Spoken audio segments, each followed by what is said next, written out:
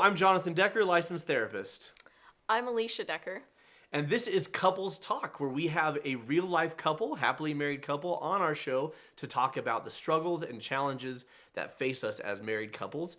And today we have Jason and Tammy Hewlett, who are internet sensations. Whether you know them or not, you know them. Why do our viewers know you? Well, a couple of years ago, I wrote a post about this beautiful woman, and I just talk about how I was at Target by myself, getting some things for the man, which would be beard oil, sardines, beef jerky, that kind of thing. And I'm really racing. Have beard oil? That's fantastic. Oh yeah. No, my question is the sardines. Sardines are a thing. I eat sardines on the road. That's my snack, my jam. And the sardine oil actually doubles as beard oil. It's incredible. Oh. Yeah, that's so awesome. So you're in Target by yourself. You didn't go together. You're just at Target. By myself, racing through the store, trying to get the stuff I need for my trip. I see the shortest line with 2 people in it. Get up to the line, look up, there's this gorgeous blonde. And I'm like, whoa.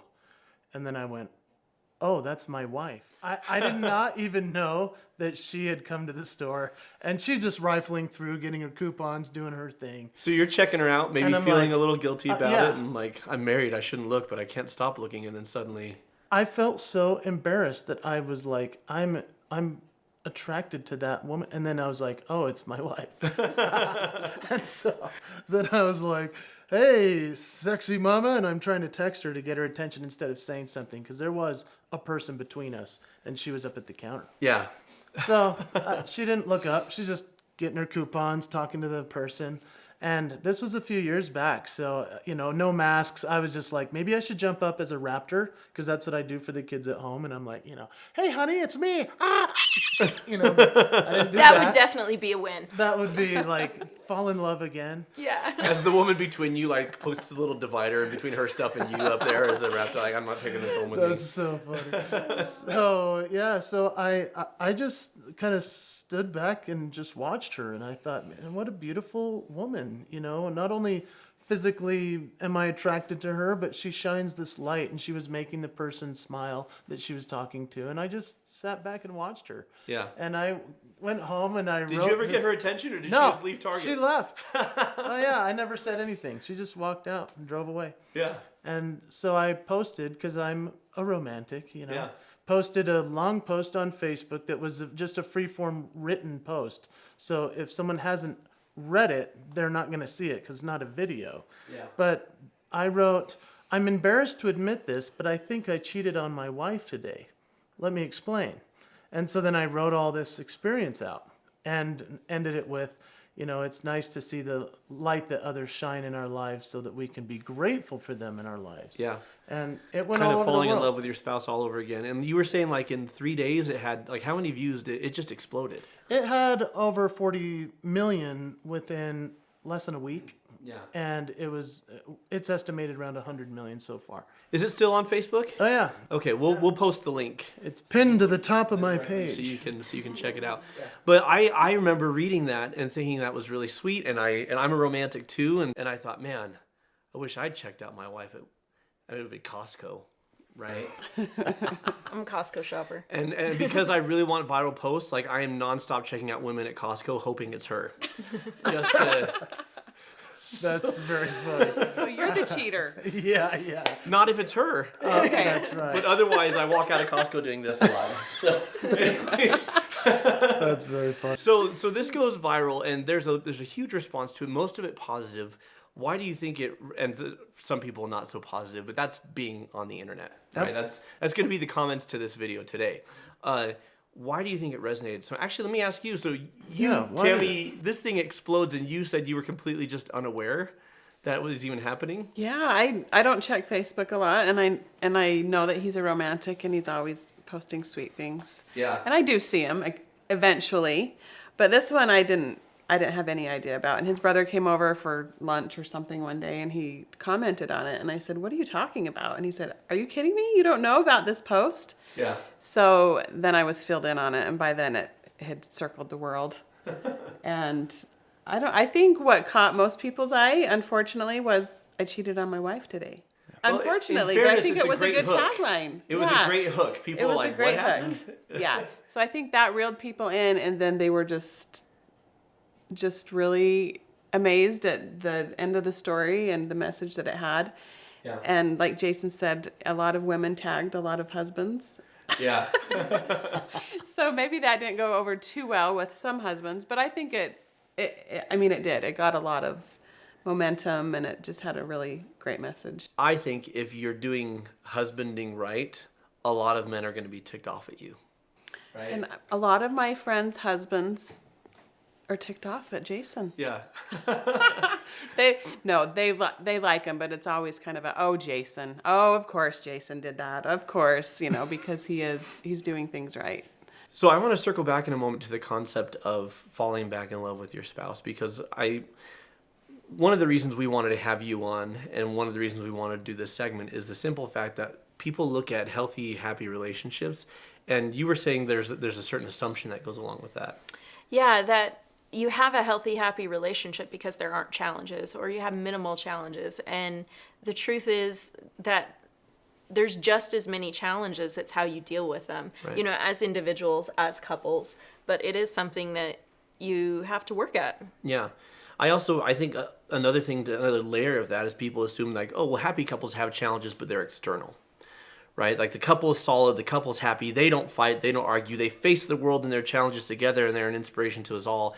And, I would consider us happily married. I am very in love with Alicia, always have been. But because I'm a marriage counselor, people are surprised when I say that not only do we have conflict, we have 3 or 4 really good fights a year. We have a decent amount of conflict. We have a decent amount of conflict because we're 2 very, very different people.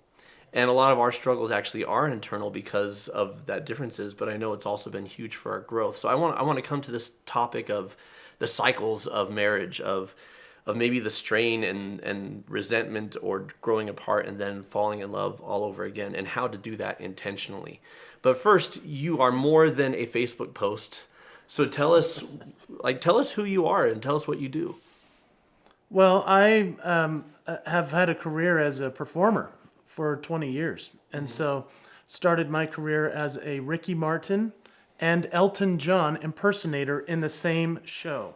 Wow. With the Las Vegas Legends in Concert. So I would start the Did you show. wear the chaps? Was Dude, I wore every. Stratosphere? That was another version of it. It was like the Superstars. The one you're thinking of is, or the one that I was in was at the Imperial Palace. Okay. And it was so there were some Ricky Martin Do you like how I'm copycats. like, Oh yeah. is that the show at the Stratosphere? That was the really good looking Ricky Martin. Okay.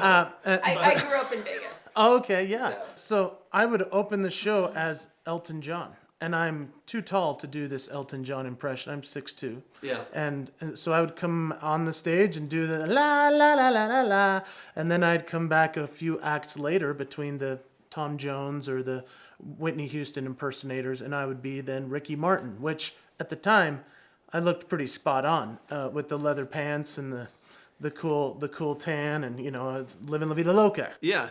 And look, don't get me wrong, like you're attractive and in shape now. I can only imagine what you were 20 years ago. I'm sure you were.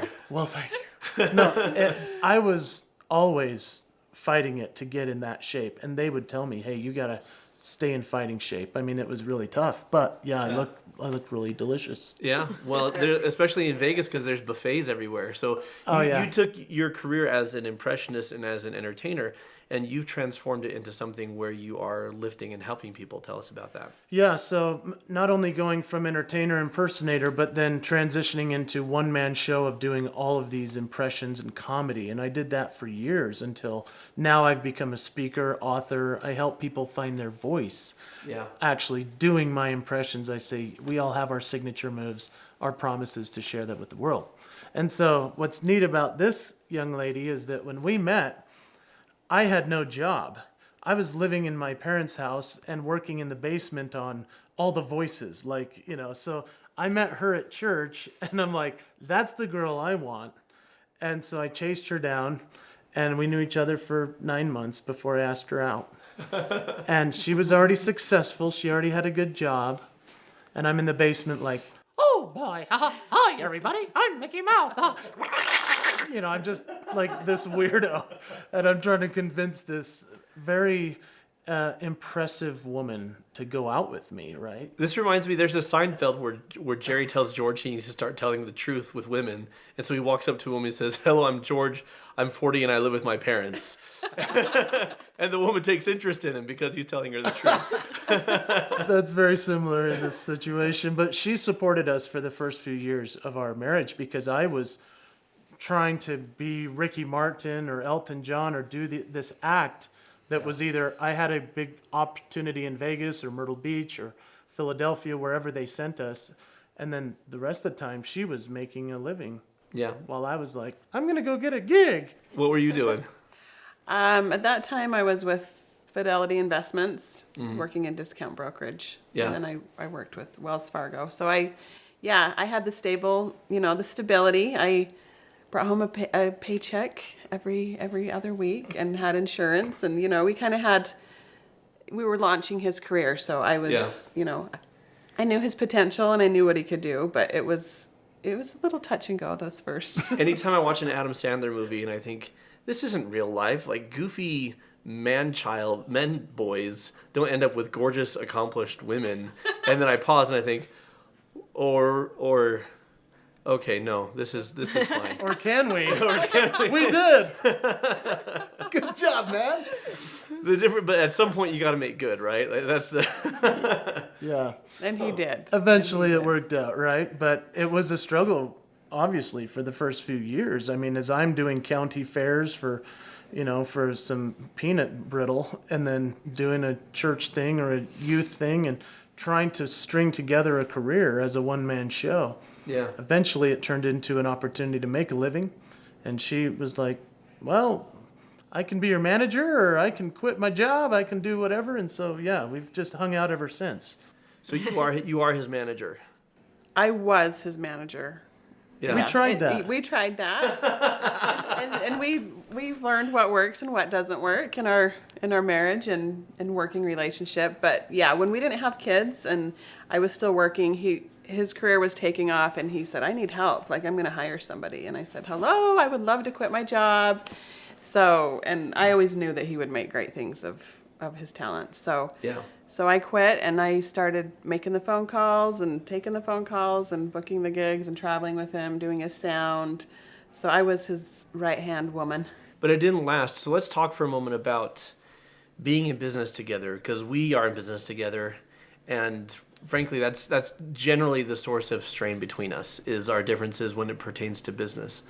Alicia has often said, if it were just you and I, like, money wasn't an issue, if it was just you and I, we're great, which is true. I mean, the first few years of our marriage, we had to iron out personality differences and learn how to live together.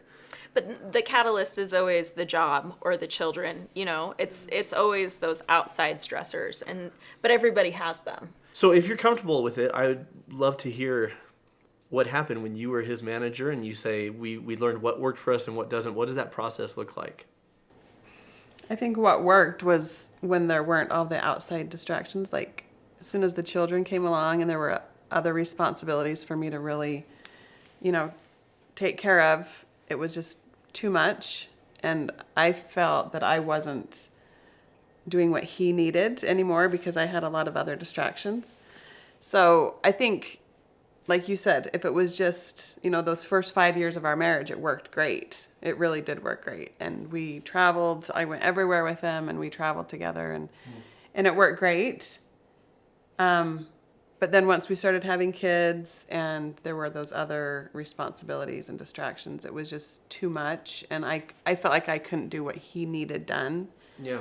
You felt that way. Did you feel that way? Was it stressful for you? Did you feel like she was dropping the ball, or were you like, no, this is great and you can do it, or where were you at? Well, she's certainly more savvy than me, wiser than me, smarter than me. I mean, I'm not just Adam Sandlering this thing. Like, it was like... You're objectively stating it is objectively a fact. Yeah. This is how she is. Maybe I chose my words poorly. It's not about dropping the ball. It's about having too many balls in the air. Yeah. Right? So it was too much going on, and I'm a very tough guy to work for. I'm great to work with. And so we were like trying to figure out, am I the boss or is she the boss? Who's who's in charge of this craziness? And and I think maybe I'm better at doing sales and she's better at the finance. And just the back and forth of trying to figure it out. Eventually, we were like, oh, you should be over the house. You should be with the children, because you guys had your kids coming along right away, right? From what I understand, at the beginning of the marriage. Yeah. We had Right the out of the gate. 5-year gap, and then right when we started, we had 3. How many did we have? Do you remember? Let's see, how many was it? It was We had 3 and 26 months. 3 and 26 months. So Boom, boom, we had no break. Twins or No twins, no triplets. Really, just 3? And then we had 4 Whoa. in 5 years. And then we had, Yeah. we waited, what, 2 We waited years? for 2 or 3 years. And then had another one. She all we 7 still- kids. Oh, no. Who does the finances here? No. We have 4. It was 4 and 5 years. 4 so and is 5 what we originally years. had. I messed you Yes. up by saying 3 and You then said 4. 3 and 24 I'm months, and then you yeah, said, yeah. and then we had 4 and 5 years. I'm is what I sorry. thought. I'm Okay, sorry. so Yeah. 4 and 5 years total, but 3 in the first 24 months. Yep. Yeah. Pretty 26 crazy. months. I have a 26 master's months. degree. It was crazy, and that's when, right when the first baby shows up, and it's our beautiful daughter Ella. I was like, okay, now I'm a one-man business, because I wanted her to be all in with the Yeah. child, and then all of a sudden the next child is in there cooking, and then the next one is in there cooking, and it was like, Yeah. oh man, crazy. So we actually did something that everyone said we shouldn't, and I hired a nanny, and that was way helpful. Yeah. We have had a similar experience. Have you? Yes. We have hired nannies also. Well, and I think the principle is like there's always going to be, for all couples everywhere, like your details, are very uniquely your story, same with us. But I think the similar principle for all couples is circumstances change. And as you evaluate the needs, right? The needs of individuals, the needs of a couple, and then the needs of children as they come along. Like what's most important is meeting those needs and working together and being on the same team Yeah. to do that. And roles shift over time. Yeah, and the roles shift, and trying to figure out what the shifting of roles looks like is challenging. As you said, who's the boss? Yeah. Well, and that's I think is absolutely vital is saying who is overseeing what. That if we're a team, then if you're overseeing this, then you're going to hear my opinion and perspective on it. But you're ultimately the one who has final say, and vice versa in a different area. And otherwise, it's just chaos. Right. And otherwise we start butting heads. So in what things do we need to be united before we pull the trigger? Like we need to be on the exact same page. And in what things it's like, okay, well, I may disagree with you, but this is your arena. And so I'm going to support you in the decision you're making and vice versa. I think that's a really healthy way to look at it. And with us finding out that, yeah, we need the nanny, or with the 3 kids in 26 months, some people might be thinking, well, I can't afford that. I can't do that. And we had to sacrifice quite a bit to say, let's invest in this Right. person coming in here, even though culturally it might not seem acceptable to a lot of people that would tell us. I mean, even she felt Yeah, when kind he, of It depends on your culture. yeah. I was like, oh no, this is what I'm supposed to do. I'm It fine. can I'm bring fine. up I can do guilt and shame, and maybe Yeah. I'm not doing it right, or what's wrong with me. Yeah. That Right. And I'm needing this help, and other people don't need that this. help. Right. And at that time in his career, he was gone a lot. So he was I was traveling doing a ton. 200 dates a year, 200 gigs a year on Wow. the road. So Wow. I was not around. He was not around. Yeah. And he said, we need a nanny. And I said, no, I can do this. This is what I'm supposed to. I'm fine. And It's he's fine. like, We're all fine. Yeah. He's like, I need you around in 10 years. I'm getting you a nanny. Don't think anything else about it. There's a And- phrase I like to use, which is we should be careful not to should all over ourselves. Should all over ourselves. Yes. I like it. I like it. I interrupted you without meaning to. I apologize. What were you No. going to say? You were saying I'm supposed to do this. I got Yeah, this. I've got this. I'm supposed to do this. I'll be fine. And he just insisted that it was, Yeah. we needed it. I needed it. He needed it. We all needed it, and it was worth our sanity to Yeah. keep our sanity. And I think the takeaway for our viewers is not get a nanny. The takeaway is no couple, no family looks alike. And if you're saying, well, this is what the others are doing, so this is what I should be doing, or this is what my community says is the right thing to do, You have to find what works best. We come from a fairly traditional background culturally, and yet in our marriage we have polar opposite from traditional gender roles because of our personalities. If the sink needs fixing or something is broken that needs fixing mechanically, this is your person. She has a degree in architecture and construction management. She's incredibly handy. I possess very low mechanical intelligence. But if a child is injured or crying, they will generally come to me. If we're both there, they will come seek me out. And I am grateful for this. Because Funny story on that. I think we'd probably been married about 3 years. And so we had 3 children, one from a previous marriage and, little toddler and a baby. And of course, a sink is clogged. And so by the time we get to it, it's like middle of the night. It's like midnight. And I'm like, I'm going to show you how to fix this sink. And I just wanted to go to bed. Here, and this thing, that late at night, my brain no worky. I mean, I would have struggled with it anyway. I'm not blaming, but it was especially bad because I really just wanted to go to bed.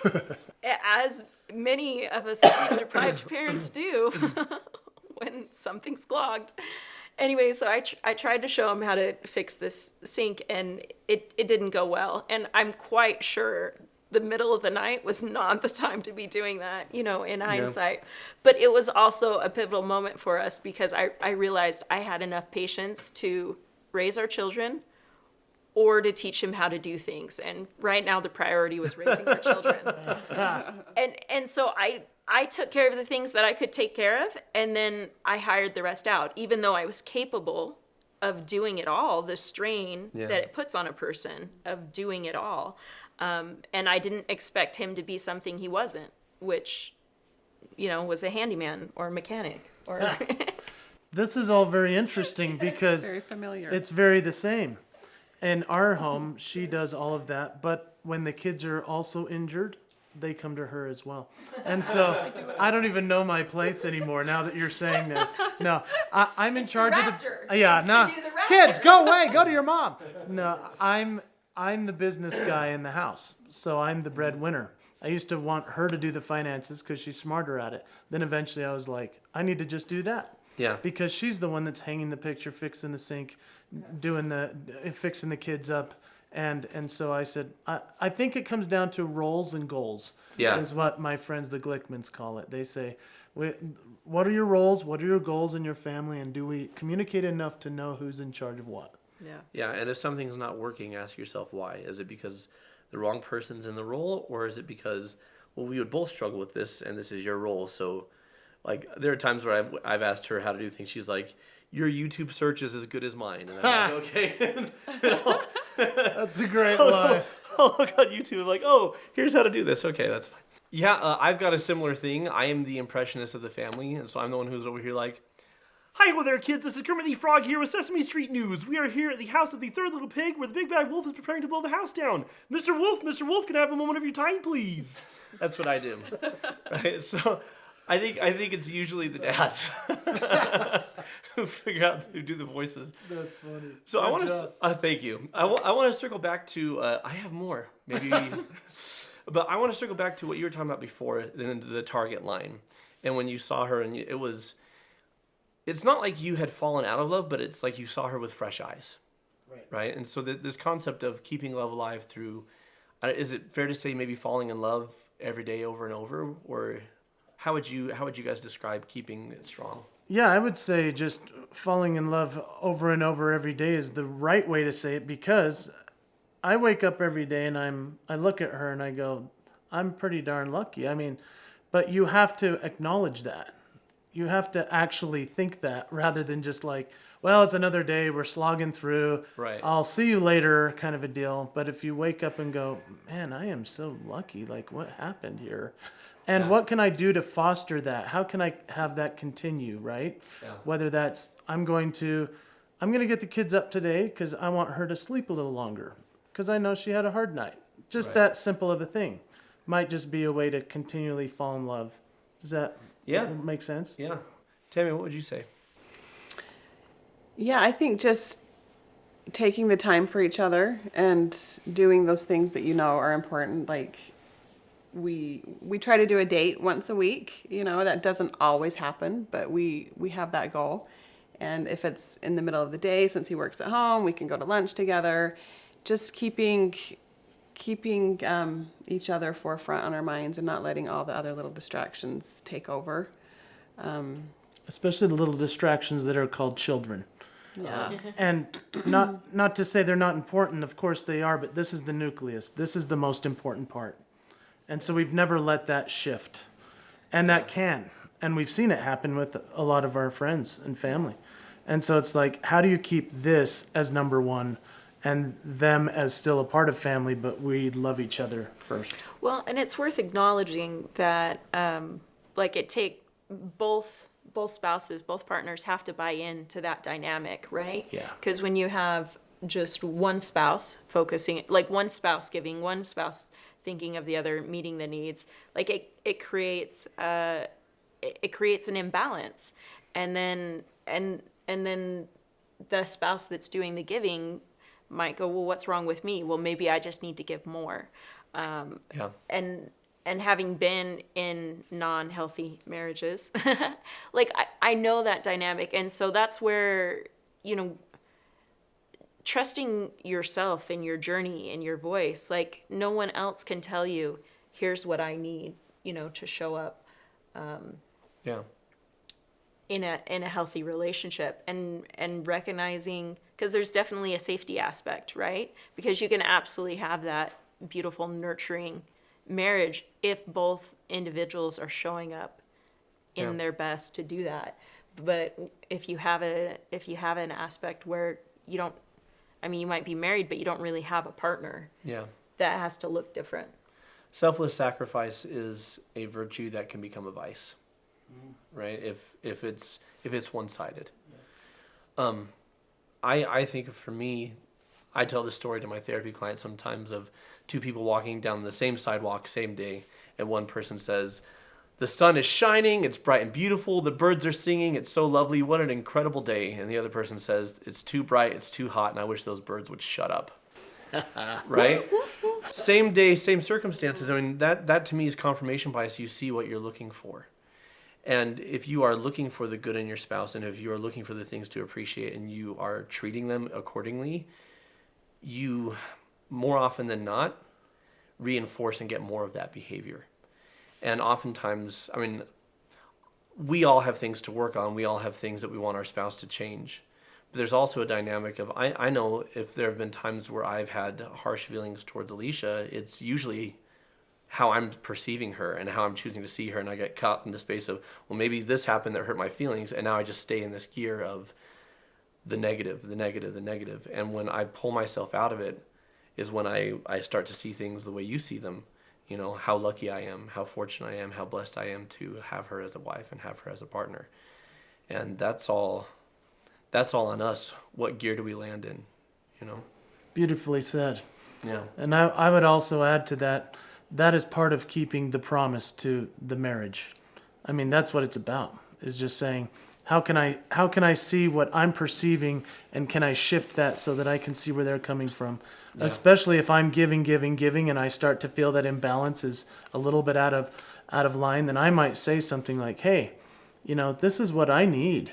Yeah. Are we okay to talk through that? And she, of course, is totally willing to talk through that. And she'll say the same to me, hey, I'm giving. What about this, right? And makes it work. Thank you so much for joining us. I'm so glad that you could be here and we could talk about marriage challenges. And it sounds like maybe we're the only ones that fight, but that's okay. We're not.